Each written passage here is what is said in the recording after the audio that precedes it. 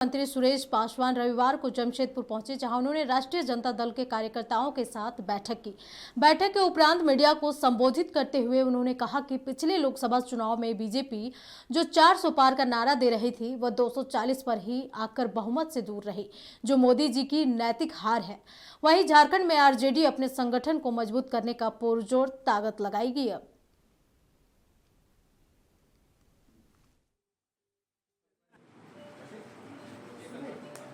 यहाँ के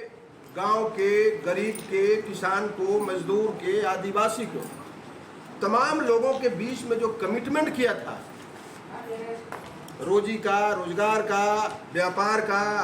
नौकरी का, तमाम चीज़ों पर यह सरकार अपनी वादा को पूरा करने का काम किया है। चाहे वह आवास निर्माण का काम हो, राशन कार्ड का देने का काम हो, तमाम चीज़ों का, हेल्थ सेक्टर का काम हो, एजुकेशन सेक्टर का काम हो, रोडवेज का काम हो, पुल पुलिया का काम हो, आवास का काम हो, अबुआ आवास जिसको बोलते हैं, पेंशन योजना का काम हो, तो तमाम क्षेत्रों में झारखंड की सरकार जो है तमाम झंझावतों को झेलते हुए केंद्र सरकार के असहयोग